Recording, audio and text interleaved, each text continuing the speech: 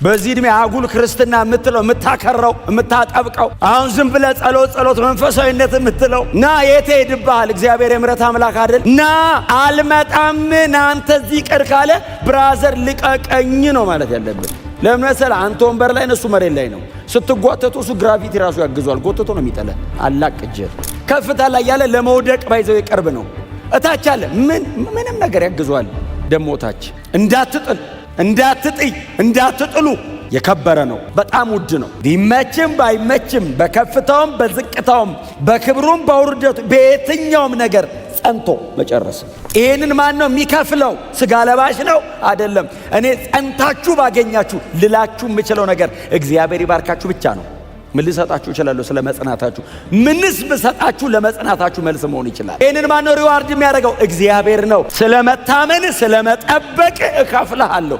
ፌዝፉል ሆነ መንገዴ ላይ አማራጭ እያለ አቋራጭ እያለ እድል እያለ እምቢ ብለ ቀጥ ብለ ጠብቃለሁ። እኔ እከፍላለሁ። ዋጋ ታላቅ ነው። አትጣሉ። አፖባሎ ዶንት ካስት አውት።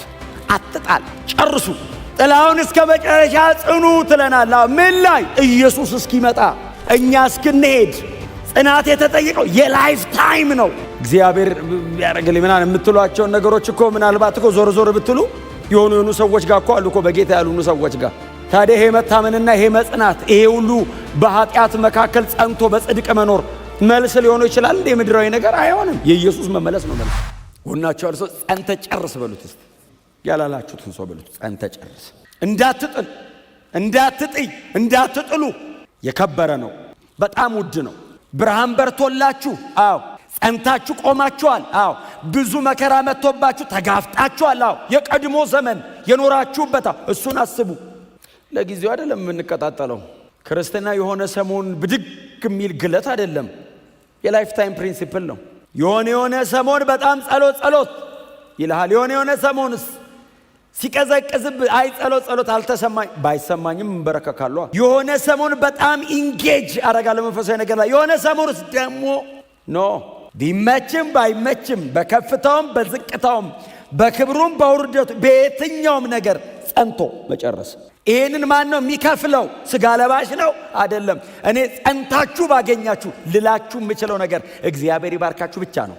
ምን ልሰጣችሁ እችላለሁ? ስለ መጽናታችሁ ምንስ ብሰጣችሁ ለመጽናታችሁ መልስ መሆን ይችላል። ይህንን ማን ነው ሪዋርድ የሚያደርገው? እግዚአብሔር ነው። አብርሃም ረጅም ዓመት ጠበቀ። ልጅ እሰጥሃለሁ ብሎት ረጅም ዓመት ጠበቀ።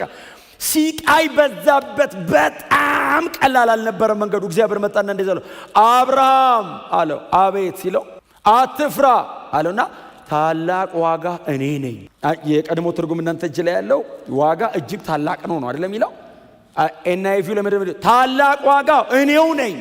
እኔ ሪዋርድ አደርጋለሁ። ምን አለ? ራሴን። ስለ መጽናት እከፍልሃለሁ። ስለ መታመን ስለ መጠበቅ እከፍልሃለሁ።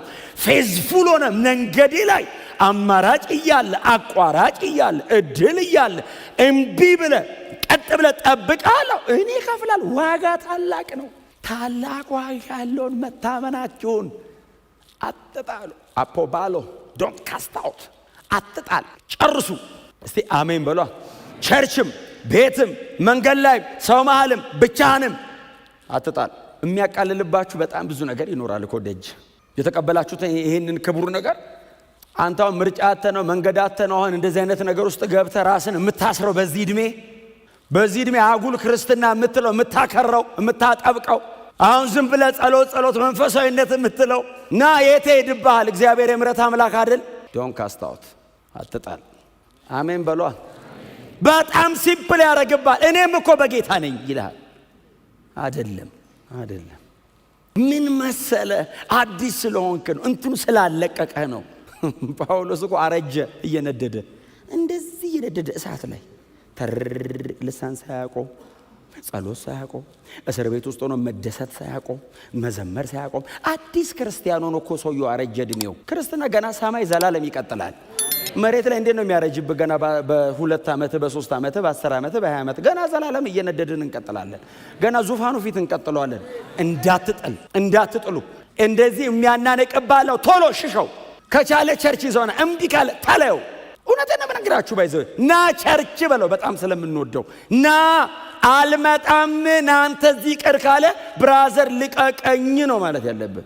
ለምን መሰለህ? አንተ ወንበር ላይ እነሱ መሬት ላይ ነው። ስትጓተቱ እሱ ግራቪቲ ራሱ ያግዟል። ጎተቶ ነው የሚጠለህ። አላቅጀ ከፍታ ላይ ያለ ለመውደቅ ባይዘው ይቀርብ ነው። እታች አለ ምንም ነገር ያግዟል። ደሞ ታች እንዳትጥሉ ለምን ይባላል? የሚያስጥላላ የሚጎትታላ። መጽናት ለምንድን ነው የሚጠየቀው? ትዕግስት የሚፈትን ነገር አለ።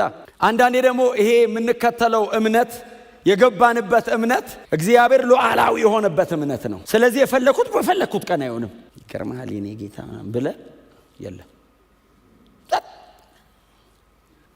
ጽናት ያስተምራል፣ መቆም ያስተምራል፣ በፕሪንሲፕል መኖር። አሜን ነው። እና እንዳትጥሉ የተባሉት ተጋድሎ ነበራቸው። በፊትም ትጋደሉ ነበር። በጣም በተጋድሎ በመከራ መሃል ተጋድሎ። አስቡ፣ እሱን ዘመን አስቡ። ኢየሱስ ክርስቶስ ጌታ ነው። በዚህ ሁሉ ውስጥ ጸንታችሁ ቆማችኋል።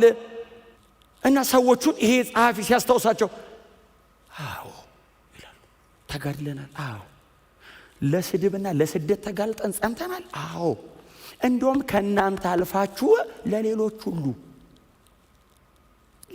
ሁሉ ተረፋችሁ ነበር። ንብረታችሁ ሲዘረፋው በደስታ ደስ ይላል። እንዴ ንብረት ሲዘረፍ ክርስትና እኮ ነው። በወንጌል ምክንያት አሳደው ንብረታችሁን ጥሪታችሁን ሁሉ እንደውም ሲሰባብሩባችሁ በደስታ ነው የተቀበላችሁት። ስለዚህ ታላቅ ዋጋ ያለውን መታመናችሁን ይሄንን የመጣችሁትን መንገዳው አረ ክብር አለው ከፊት አትጣሉት። ከዛ ሰዎቹ እንደዚህ ይላሉ። አሜን አይመስላችሁም? ጉባኤ ውስጥ ጸሎት የሚጀመር ለምን አሰራችሁ? አሁን እኛ የዕብራውያኑን እየተማርን ነው። እነሱስ እየኖሩት ያሉ ሰዎች ናቸው። አሁን ሊያስጠላቸው እየታገላቸው የከበረው ልብስ ከላያቸው ላይ ማውለቅ ጀምሯል። እንደዚህ እና ሰውየው ምንድነው የሚያስታውሳቸው? የለበሳችሁት ልብስ የተሰራበት ማቴሪያል በጽናት በትጋት ለስድብና ለመከራ ተጋልጦ በመቆም ለሌሎች በመቆረስ ያላችሁ በሙሉ ለወንጌል በመክፈል የተሰራ ልብስ ነው። ዝም ብሎ ልብስ አይደለም። በዚህ ሁሉ ትጋት ውስጥ እንዳታውልቁት። ይሄ መታመናቸው ዋጋው ታላቅ ነው። እስቲ አሜን በሉ። በእግዚአብሔር ላይ ያለን መታመንና መደገፍ ወደ ህይወታችን የሚያመጣው ብዙ ነገር ይኖራል። አፕስ ኤንድ ዳውን። ሁሌ በእርግጥ ዝቅታውም ከፍታ ብለን ከቆጠራን ለወንጌል ብሎ መከራ መቀበል ደስታ ብለን ስለምንቆጥር እኛ ክርስቲያኖች ስለሆንን ትምህርታችን እውነታችን ይሄ ስለሆነ እንጂ የሚበዛው መከራ አይደለም እንዴ? ክርስትና ላይ ተው አይበዛውም እንዴ? ጣል አይበዛውም እንዴ? እረፍ ይበዛዋል እኮ ክርስትና። ስተው ስጥል እግዚአብሔር የግሉ ጉዳይ ጠላት አይደለም። እኔ ደስ እንዳይለኝ የሚፈልግ አምላክ አይደለም። ዘለቄታ ያለው ደስታ እንዲኖረኝ እኛ የሚገለን ነው የሚያስደስተን። እግዚአብሔር ደግሞ ታው በመኖር ተደሰት ከኔ ጋና ሲለን ከግል ምኞቴ እግዚአብሔር ሲያላቀቀኝ እንጂ እኔ ደስታ ጠላት የኔ ክብር ጠላት አይደለም። እግዚአብሔር እንደውም የክብሬ የብዙ ሞገስና የብዙ በሱ ፊት መወደዴ ምክንያት እግዚአብሔር እንደውም ምክንያቴ ነው። ክብር ለስሙ ይሁን። ከዛ ይቀጥላል ቁጥር 36 ላይ አትጣሉ ካለው የእግዚአብሔርን ፈቃድ ፈጸማችሁ። ዋው! የተስፋ ቃሉን እንድትቀበሉ ጸንታችሁ መቆም ያስፈልጋችኋል።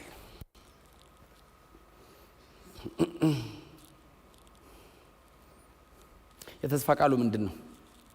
የጌታ መምጣት ነው የተስፋ ቃላችን። ክርስቲያን የሚጠብቀው ብዙ ተስፋ የለውም። አንድ ነው ተስፋችን። እግዚአብሔር ለተስፋ ቃሉ ታማኝ ነው። ምንድነው እግዚአብሔር ተስፋ የገባልን? ወደ ምድር የመጣው ጌታችን ኢየሱስ ክርስቶስ ሲሄድ የነገረ ምንድነው? እመለሳለሁ ጠብቁኝ ብሎን ሄደ። እንደ ተስፋ ቃሉ ጌታ አይዘገይም አይደለም ይለው። የተስፋው ቃል ምንድነው? መመለሱ፣ መምጣቱ። ስለዚህ የተስፋ ቃሉን ወራሾች የተስፋ ቃሉን እንድትቀበሉ ጸንታችሁ መቆም ያስፈልጋችኋል። ጌታ ይርዳን። በጣም ብዙ ልናገርበት እችላለሁ በዚህ ሐሳብ። ምክንያቱም መጽሐፍ ቅዱስ በጣም በስፋት ከሚላቸው ነገሮች መካከል አንዱ ጸንቶ መቆም ነው። በተለይ አዲስ ኪዳን መጨረስ ነው አይደል? እስከ መጨረሻ የሚጸና እርሱ ይድናል። እስከ መጨረሻ የሚጸና ይድናል። የተስፋ ቃሉን እንድትቀበሉ ጸንታችሁ መቆም አለባችሁ። በምን ውስጥ? በመከራ መካከል ምቾቶቻችሁን ለመልቀቅ ፈቃደኛ መሆን አለባችሁ። በጣም የምትጓጉለትን ነገር ለእግዚአብሔር ለመሰዋት ፈቃደኛ መሆን አለባችሁ። የሚበልጠው ሰማያዊ ነው ካልኩኝ ምድራዊውን ነገር ለመተው መጨከን አለብኝ። ወዳጆቼ አንዳንዴ እንደምንለው እግዚአብሔር እኮ ብለን በምህረቱ ባለጠጋ ነው። ምን ጥርጥር አለ? ሁላችን በእግዚአብሔር ምህረት አይደል ያለ ነው። እግዚአብሔር ግን ለተናገረውና ላለው ነገር ደግሞ የታመነና እውነተኛ ነው። ስለዚህ አሁን እንደዚህ አይነት ቃል እግዚአብሔር ከተናገረ የተስፋ ቃሉን መቀበል ትፈልጋለህ ሲል እንዴ ጌታ እንዴት ትጠይቀኛለህ? እስከ መጨረሻ ጸንተቁ መጽናት ይጠይቃል። በምኑ? በቃሉ ላይ፣ በእውነቱ ላይ፣ በትምህርቱ ላይ እግዚአብሔር እንዲሆን ባለኝ ላይ፣ በአዲሱ ሰው ማንነት ላይ ለኃጢአት እየሞትኩኝ ለጽድቅ ሕያው እየሆንኩኝ በዚህ ዓለምን እየካድኩ መጽናት አለብኝ። ጸሎትን እየጨመርኩኝ፣ የእግዚአብሔርን ቃል እየጨመርኩኝ፣ ከቅዱሳን ጋር ያለኝን ህብረት እየጨመርኩኝ መጽናት አለብኝ። በጣም ሩቅ እንዳታረጉት፣ እዚሁ ጋር ነው ያለው። መንፈሳዊነትን እያበዛችሁ ስጋዊነትን እየገደላችሁ መጽናት አለብን።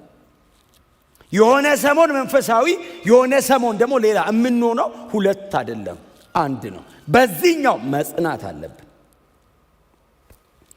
እምንፈልግ ከሆነ ያንን ክብር ዘላለማዊውን ማዳን በእግዚአብሔር መንግሥት ውስጥ ያለውን ክብር እምንጓጓ ከሆነ መጽናት አለብን። ያዕቆብ ምዕራፍ 1 ላይ ነው ሁለት ሐሳብ ይዞ የሚያነክስ የሚለው ከእግዚአብሔር አንዳች እንደማይቀበል ይወቅ። አንብባችሁታል? በሁለት ሐሳብ የሚያነክስ ከእግዚአብሔር አንዳች ሁለቱንም ያጣል እና ጽኑ ቆሙ። መጽናትና መቆም እንዴት ፈተና መሰላችሁ! አሁን ለእናንተ አይነገርም ይሄ። በክርስትና ብቻ ሳይሆን በሌላ ነገር መጽናት ከባድ አይደለም? መጽናት እግዚአብሔር እንደዚህ ያደርጋል። እጠብቀዋል። እስራኤል ጋር እግዚአብሔር ጸቡ ሁሌ ምንድን ነው? ቁሙ ነው እኮ። እነሱስ አይቆሙ። መሄድ ነው። መሄድ እንሂድ፣ ቁሙ። ወደፊት አልሄድ ሲላቸው ንጉሥ ሾመን ወደ ኋላ እንመለሳሉ። መሄድ፣ እስቲ ቁጭ በሉ፣ አይቀመጡ፣ እስቲ ጽኑ፣ አይ መሄድ። ስኔክ ሮድ የሚባል ታውቃላችሁ? እባብ ታውቃላችሁ? እንደማይቆም እባብ አይቆምም። እንደዚህ ይሄደ ብሎክ አረክ፣ እንደዚህ ተጠፋ።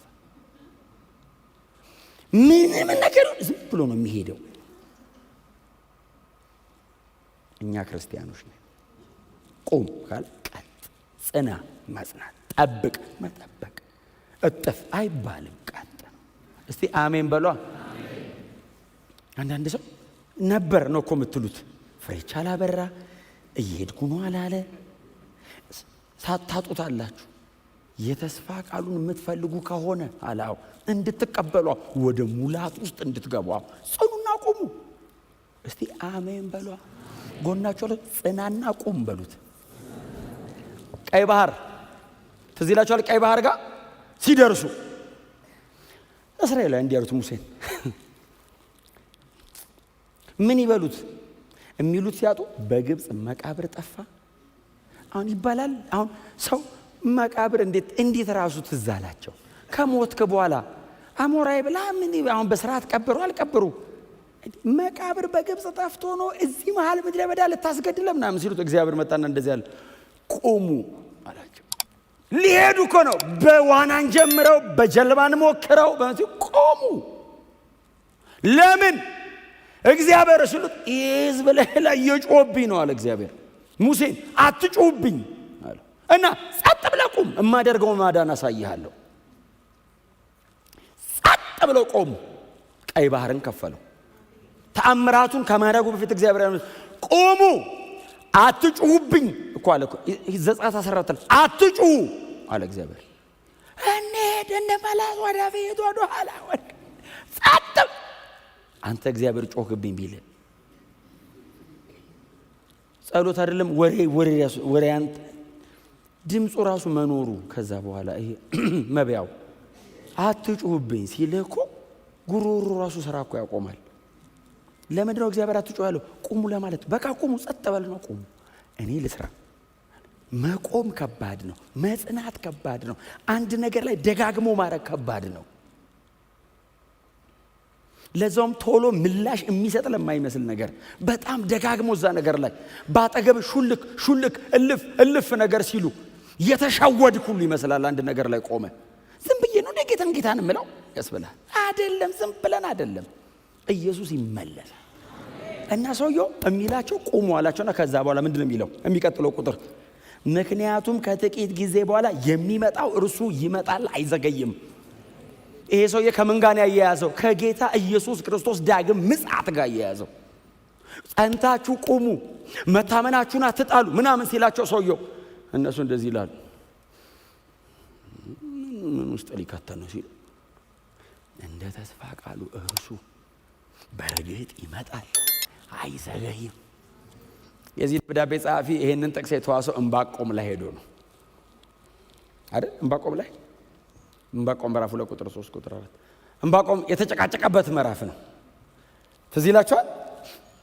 አሦር ይመስለኛል ተነስቶ መከራቸውን ሲያበላቸው ዕንባቆም ምዕራፍ 1 ላይ ጩኸት ነው አይደል? ዕንባቆም ጻድቁ ሲገፋ ሲወድቅ ኃጢአተኛው ከፍ ሲል ዝም እንዴት ትላለህ? ከእግዚአብሔር ጋር እኮ ሙግት ነው።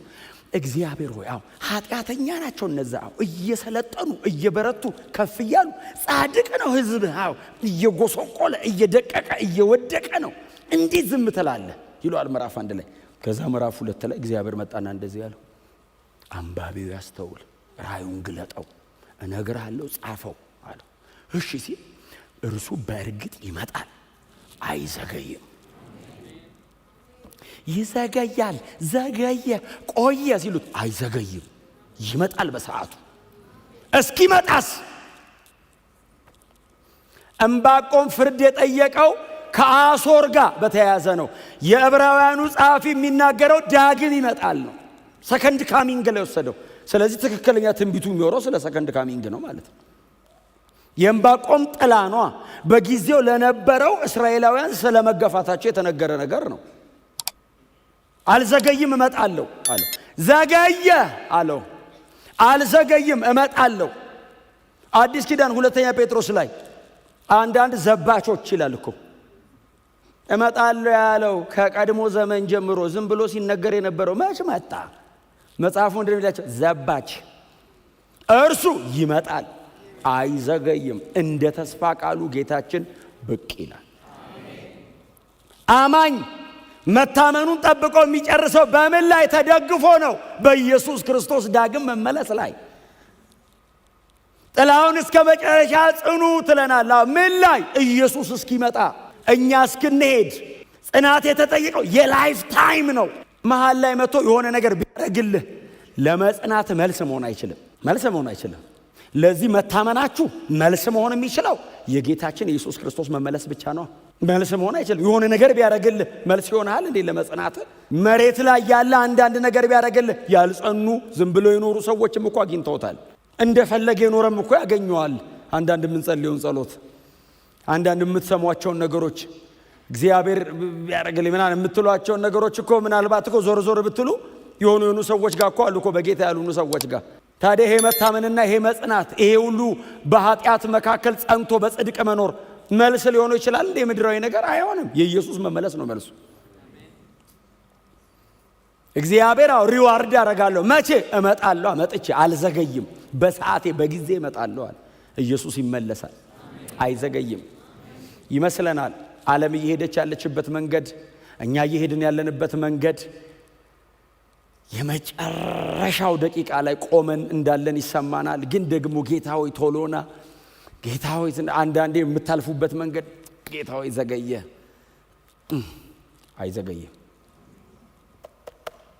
ይመጣል፣ አይዘገይም ካለ በኋላ ከዛ ጻድቅ ግን በእምነት ይኖራል። አንተ፣ አንቺ ጻድቅ በእምነት ይኖራል።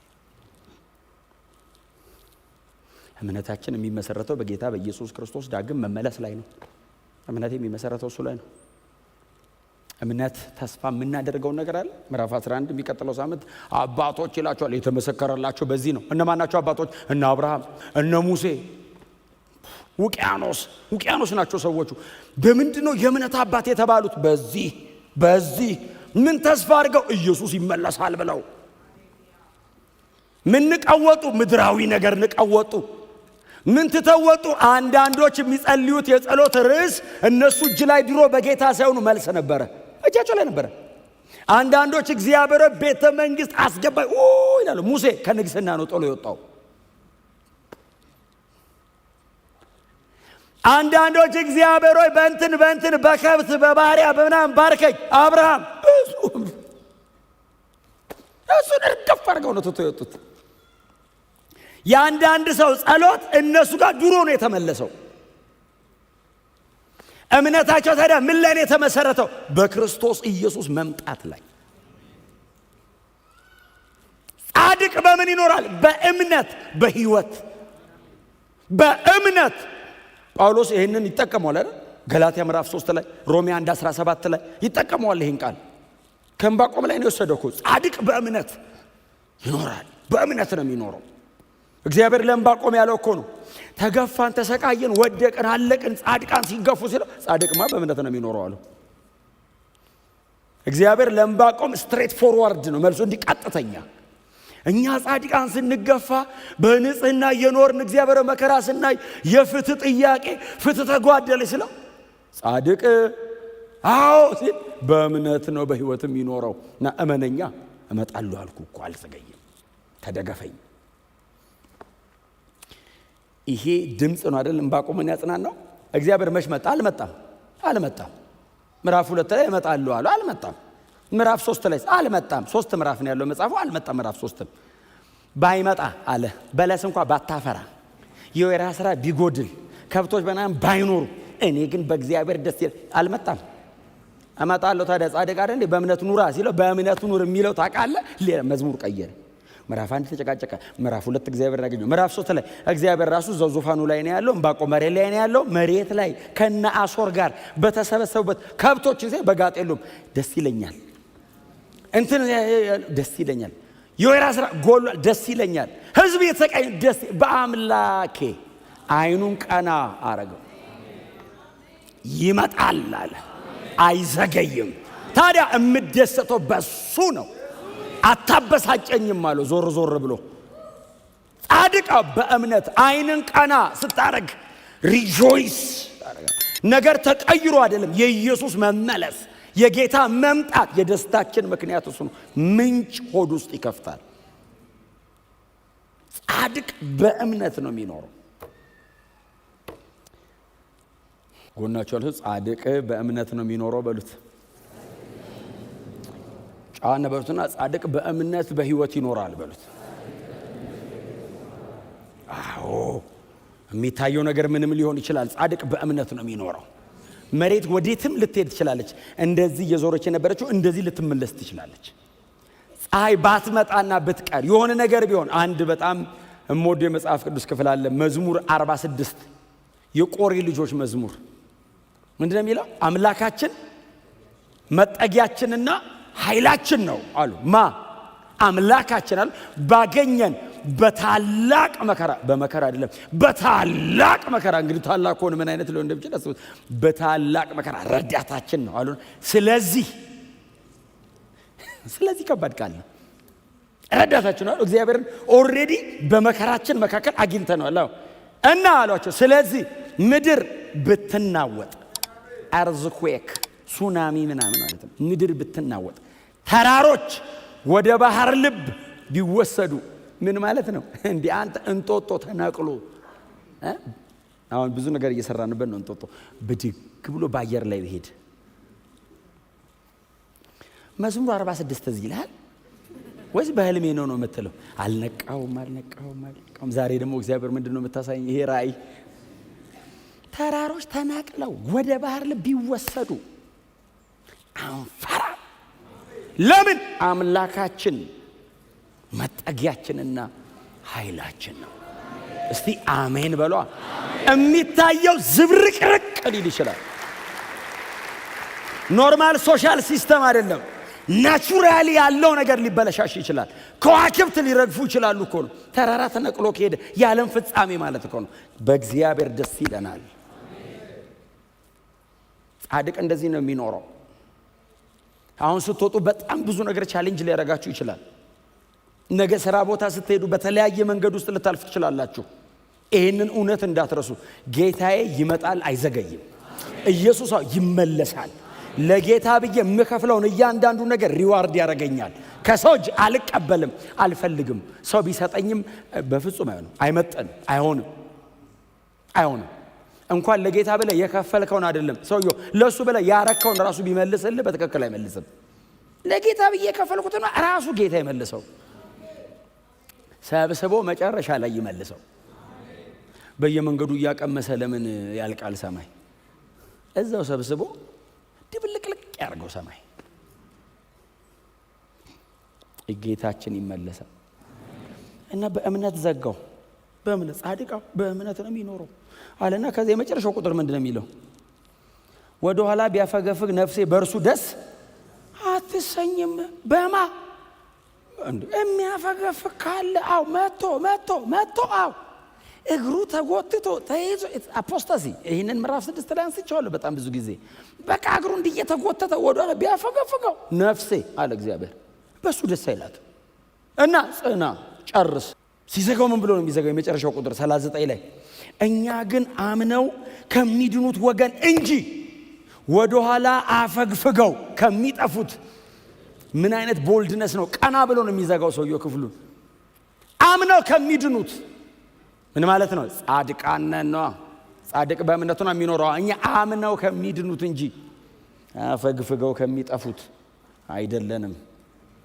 በክርስቶስ ኢየሱስ ያገኘነውን ያንን እስከ መጨረሻ ይዘን እንቀጥላለን። በዚህ ክብር እንጨርሰዋለን። ሽማግሌዎቹ ከፊት ለፊታችን ቀድመውን ሩጫውን የጨረሱ አሉ። አምነው የጨረሱ የክብርን አክሊል የተቀበሉ እየጠበቁ ያሉ የተዘጋጁ አሉ። እንደዚህ ከሩቅ አይተው ሰላም ብለው ያንቀላፋሉ። ጌታችን ኢየሱስ ክርስቶስን ከሩቅ ሰላም አሉት። እኛም እዚህ ጋር እንቆማለን። ይመለሳል፣ እናየዋለን፣ አምነን እንድናለን። እስከ መጨረሻ ጸንተን የክብርን አክሊል እንቀበላለን። ጳውሎስ እንደዚህ አለ፣ ሩጫውን ጨርሻለሁ፣ ሃይማኖትን ጠብቄያለሁ፣ መልካሙን ገድል ተጋድያለሁ። ጻድቅ ፈራጅ ከሆነው ከእርሱ እጅ የክብርን አክሊል እቀበላለሁ፣ እርሱም ይሰጠኛል እና እርግጠኛ ነኝ አለ በእናንተ መልካሙን ሥራ የጀመረው እርሱ እስከ ክርስቶስ ቀን ድረስ ይጠብቀዋል። ክብር ለኢየሱስ ይሆን። ሃሌሉያ! ጌታችን ኢየሱስ ተመልሶ ይመጣል። ይህንን አምነን እስከ መጨረሻ እንጸናለን።